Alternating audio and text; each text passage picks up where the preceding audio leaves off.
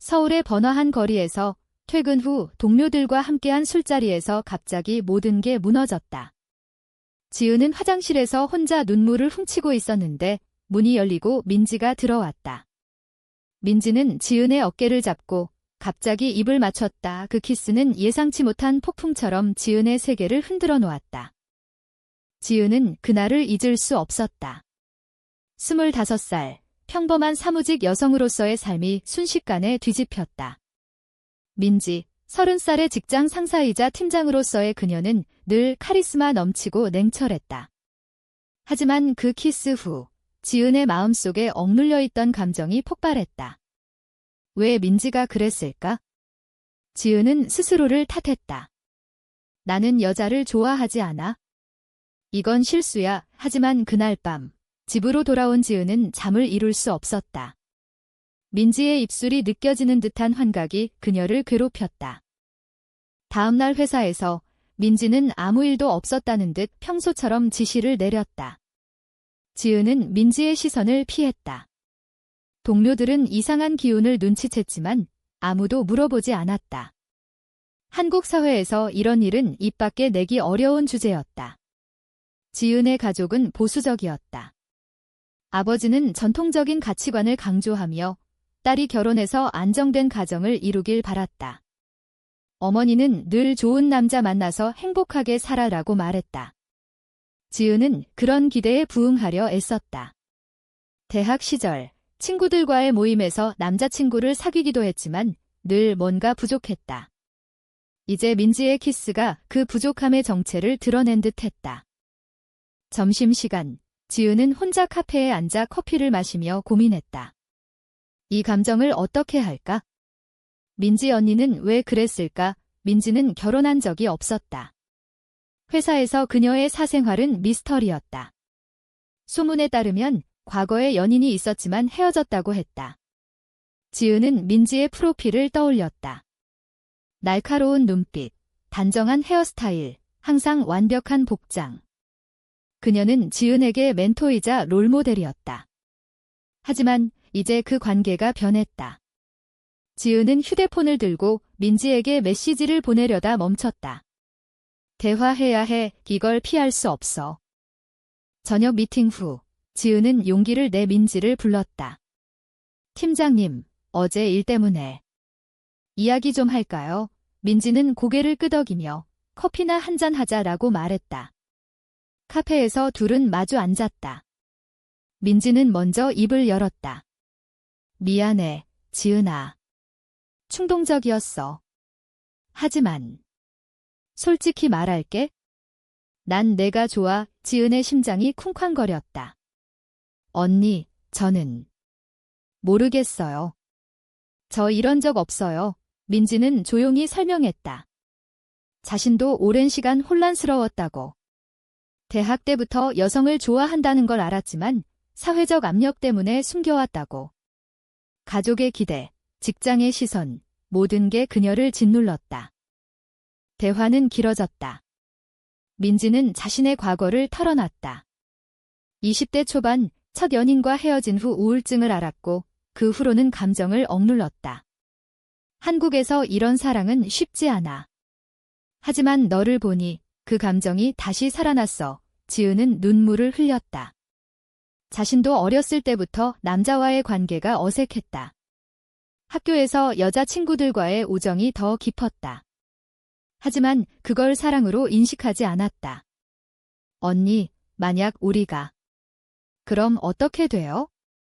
가족이 알면 민지는 쓴웃음을 지었다. 그게 제일 무서운 부분이야. 하지만 피할 수 없으면 직면해야 해. 그날 이후 둘의 관계는 은밀하게 시작됐다. 회사에서 눈빛을 주고받고 퇴근 후 몰래 만나 산책했다. 지은은 행복했지만 동시에 불안했다. 친구 하나가 눈치챘다. 지은아, 요즘 이상해. 무슨 일 있어? 지은은 얼버무렸다. 사회적 정기는 강했다.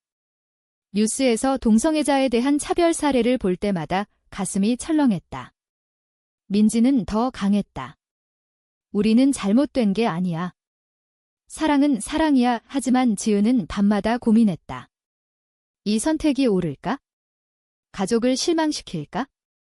한 달 후, 첫 데이트에서 민지는 지은에게 선물을 줬다. 작은 목걸이였다.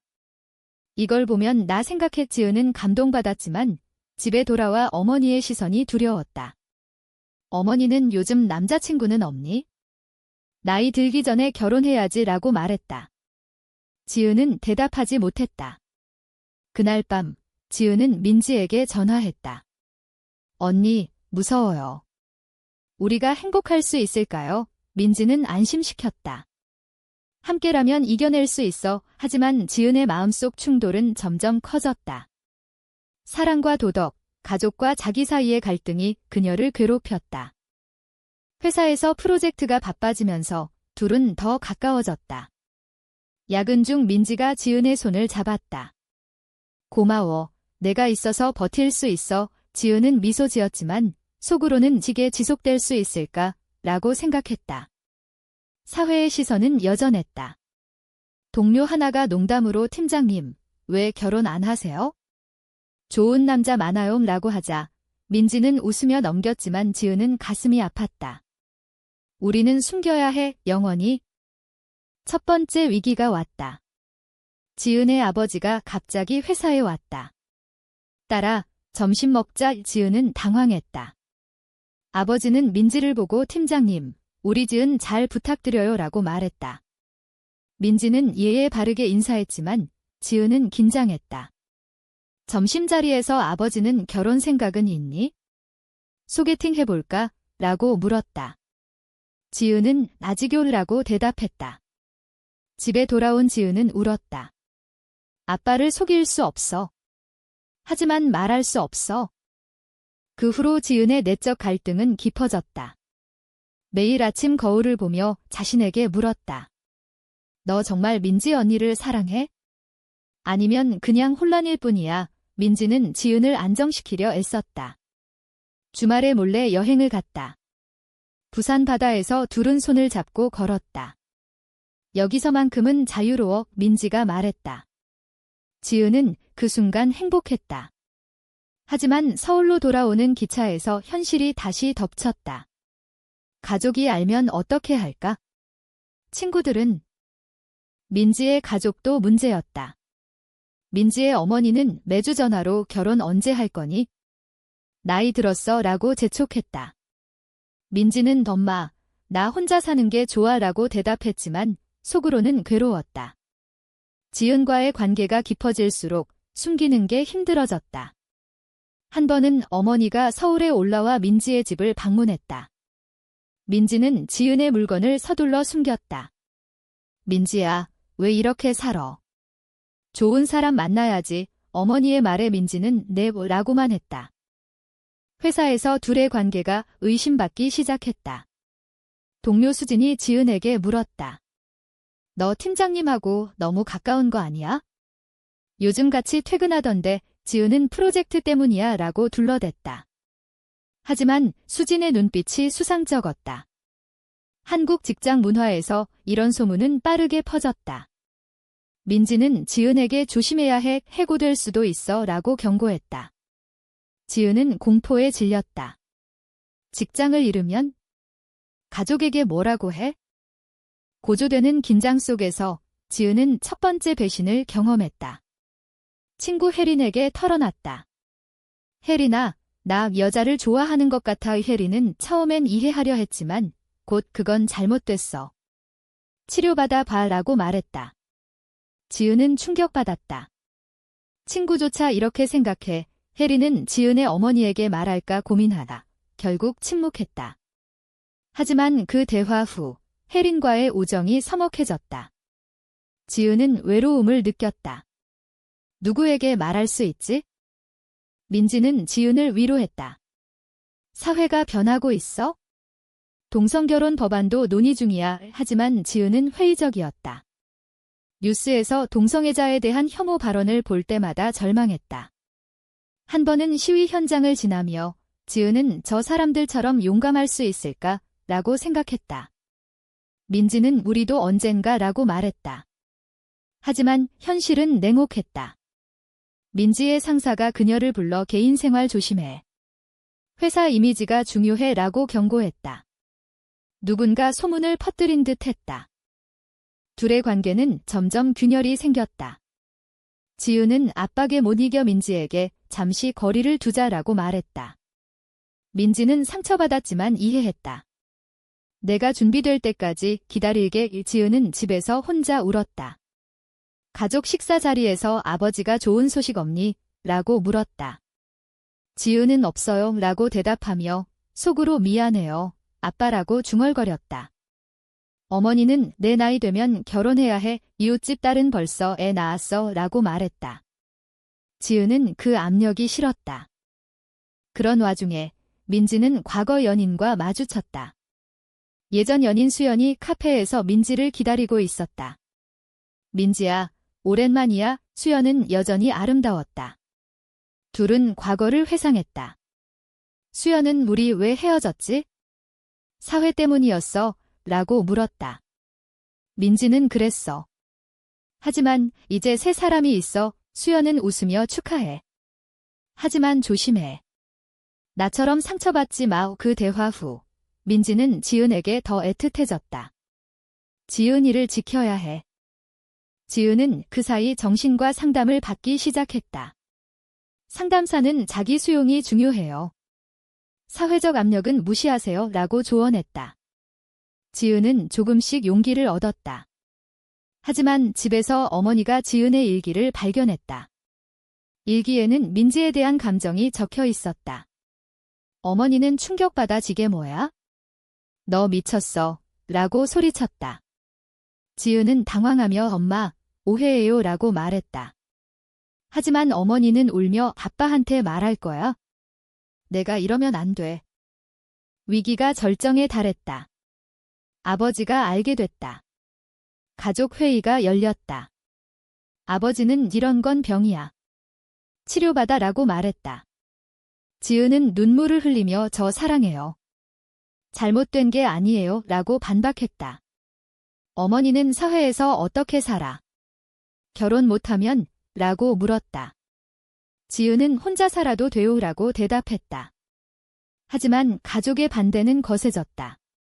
아버지는 집에서 나가라고 말했다. 지은은 짐을 챙겨 민지의 집으로 갔다. 민지는 지은을 안아주며 함께 이겨내자라고 말했다. 그날 밤 둘은 깊은 대화를 나눴다. 민지는 자신의 경험을 공유했다. 나도 가족과 싸웠어. 하지만 후회 안 해. 지은은 언니 덕분에 용기 내라고 말했다. 하지만 다음 날 회사에서 소문이 터졌다. 수진이 민지와 지은의 관계를 퍼뜨린 거였다. 상사가 민지를 불렀다. 이런 일로 회사 분위기 흐려지면 안 돼. 사표 내. 민지의 사표 소식은 지은에게 충격이었다. 언니, 왜? 싸울 수 있어. 지은이 소리쳤다. 민지는 고개를 저었다. 회사에서 버틸 수 없어. 내 미래도 생각해야 해. 지은은 울며 나 때문에 라고 중얼거렸다. 민지는 잔이야. 우리 사랑 때문이야. 사회가 문제지. 이 둘은 그날 결정을 내렸다. 서울을 떠나 제주도로 가기로. 새 출발하자. 민지가 말했다. 하지만 지은의 마음은 복잡했다. 가족을 버리는 기분이었다. 제주도에서의 생활은 처음엔 로맨틱했다. 작은 카페를 운영하며 둘은 자유를 만끽했다. 바다를 보며 산책하고 밤에 서로를 안았다. 지은은 여기선 행복해라고 말했다. 민지는 미소 지었다. 하지만 현실은 따라왔다. 가족의 전화가 끊이지 않았다. 어머니는 집으로 돌아와. 용서할게 라고 말했다. 지은은 엄마, 이해해주세요 라고 대답했다. 아버지는 여전히 화가 나 있었다. 내가 이러면 가족이 무너져. 사회적 압력도 여전했다. 제주도 주민들 중 일부가 둘의 관계를 이상하게 봤다. 카페 손님 하나가 여자 둘이 사는 집이네 라고 물었다. 지은은 불편했다. 민지는 무시해. 우리 삶이야 라고 말했다. 하지만 지은의 내적 갈등은 다시 고개를 들었다. 이 선택이 옳았을까? 가족을 잃은 대가가 너무 커. 한 달 후, 지은의 과거 남자친구가 나타났다. 대학 동창 준호였다. 지은아, 소문 들었어. 도와줄게. 준호는 지은을 설득했다. 이런 생활 그만두고 정상으로 돌아와. 지은은 동요했다. 준호처럼 남자와 결혼하면 가족이 기뻐할까? 민지는 그걸 눈치챘다.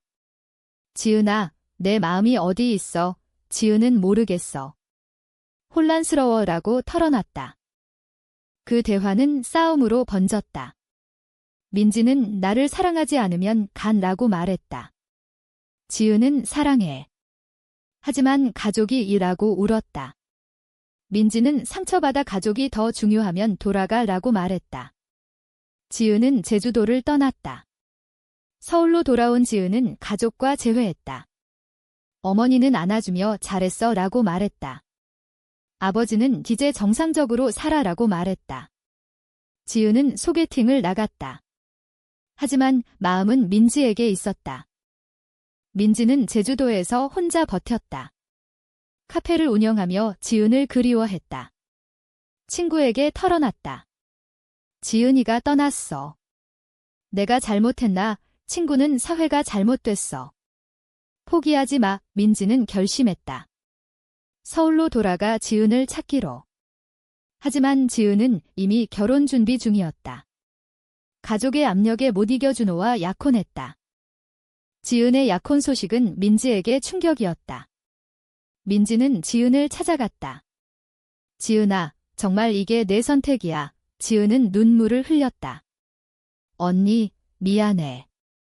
가족 때문에 민지는 가족이 내 행복을 결정짓지 마. 내 인생이야. 지은은 갈등했다. 약혼식 전날, 지은은 준호에게 미안해. 못해 라고 말했다. 준호는 돼. 그 여자 때문이야. 지은은 고개를 끄덕였다. 가족의 반발은 극에 달했다. 아버지는 집에서 나가. 더 이상 내 딸이 아니야 라고 소리쳤다. 어머니는 울며 왜 그래? 행복하게 살라고 라고 말했다. 지은은 이게 제 행복이에요 라고 대답하며 집을 나왔다. 민지의 집으로 간 지은은 언니, 용서해줘 라고 말했다. 민지는 안아주며 함께라면 괜찮아 라고 말했다. 하지만 둘의 관계는 이제 공개됐다. 소문이 퍼지며 친구들이 떠났다. 사회적 반발이 시작됐다. 온라인에서 둘의 이야기가 퍼졌다. 일부는 지지했지만 대부분 비난했다. 비정상적 가족 파괴자라는 댓글이 쏟아졌다. 민지는 직장을 잃었고 지은은 구직이 어려워졌다. 둘은 작은 아파트에서 버텼다. 이게 우리의 대가야, 민지가 말했다. 지은은 후회 안 해라고 대답했다. 하지만 밤마다 눈물이 났다. 고조되는 드라마 속에서 민지의 어머니가 찾아왔다. 민지야, 왜 그래? 치료받자. 민지는 엄마, 이게 나예요. 받아들여 주세요 라고 말했다. 어머니는 처음엔 화냈지만 지은을 보고 마음이 누그러졌다. 이 아이가 내 행복이니 민지는 내 어머니는 한숨 쉬며 생각해 볼게 라고 말했다. 그건 작은 희망이었다. 희망은 서서히 피어났다. 민지의 어머니가 점점 이해하려 애썼다. 주말에 방문해 밥을 해주며 지은이 예쁘네 라고 말했다. 지은은 감동받았다. 하지만 지은의 가족은 여전했다. 아버지는 연락을 끊었고 어머니만 가끔 전화했다. 아빠가 화 풀릴 때까지 기다려 지은은 엄마, 사랑해요 라고 말했다. 사회적 변화도 보였다. 동성애자 권리 운동이 활발해지며 둘은 시위에 참여했다. 하지만 새로운 배신이 왔다. 과거 동료 수진이 온라인에 둘의 이야기를 폭로했다. 레즈비언 커플, 회사 망쳤어 라는 제목으로 댓글이 폭주했다. 민지는 우울해졌다. 왜 우리를 내버려 두지 않아? 지은은 싸우자. 포기하지 마라고 말했다. 둘은 변호사를 찾아 명예훼손 소송을 준비했다. 과정은 힘들었다.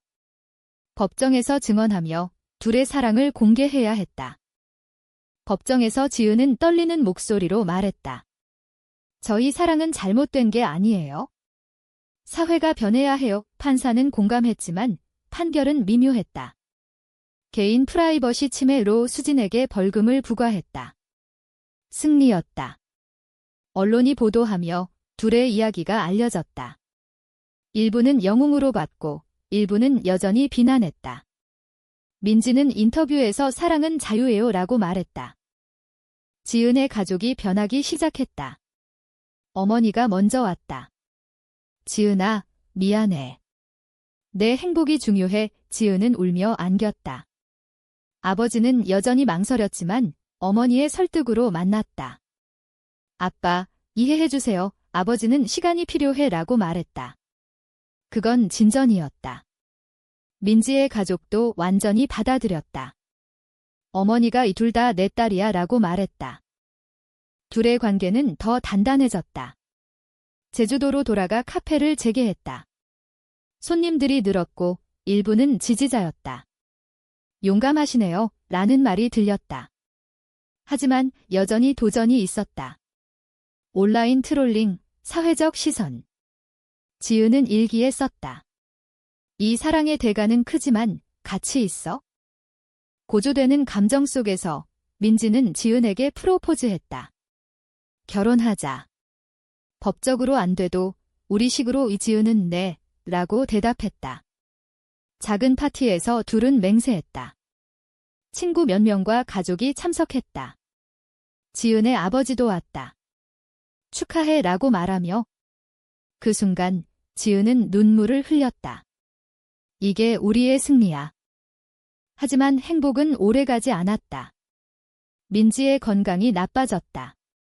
스트레스 때문이었다. 병원에서 우울증 진단을 받았다. 지은은 간호하며 언니, 나 때문에 미안해 라고 말했다. 민지는 잔이야. 함께라면 괜찮아. 치료 과정에서 둘은 더 깊은 유대를 느꼈다. 민지는 회복하며 내가 있어서 살았어 라고 말했다. 사회적 논란이 다시 불거졌다. 보수단체가 둘의 카페를 항의했다. 비도덕적 딜하고. 지은은 맞서 사랑은 도덕적이에요 라고 말했다. 미디어에서 논쟁이 됐다. 일부는 지지, 일부는 반대. 둘은 그 한가운데서 버텼다. 이게 우리의 현실이야, 민지가 말했다. 지은은 자신의 선택을 돌아봤다. 잘못된 선택이었을까? 아니, 옳았어. 가족과의 화해가 완성됐다. 아버지가 미안하다. 내가 행복하면 돼 라고 말했다. 지은은 고마워요, 아빠라고 안겼다. 이제 둘은 미래를 계획했다. 아이를 입양할까? 민지가 물었다. 지은은 좋아 라고 말했다. 하지만 사회적 장벽이 여전했다. 미래 계획 속에서 둘은 새로운 도전을 맞았다. 입양 신청을 했지만 동성 커플이라는 이유로 거부됐다. 법이 바뀌어야 해, 민지가 말했다. 둘은 운동에 더 적극적으로 참여했다. 시위에서 연설하며 평등한 사랑을 위해 라고 외쳤다. 지은은 처음엔 두려웠지만 이제 용감해졌다. 우리의 이야기가 변화를 가져올 거야? 가족의 지지가 커졌다. 지은의 어머니가 시위에 함께했다. 내 딸을 지키고 싶어. 아버지도 서서히 변했다. 민지의 가족과 함께 식사하며 이제 이해해 라고 말했다. 사회적 인식이 조금씩 바뀌었다. 미디어에서 긍정적 기사가 나왔다.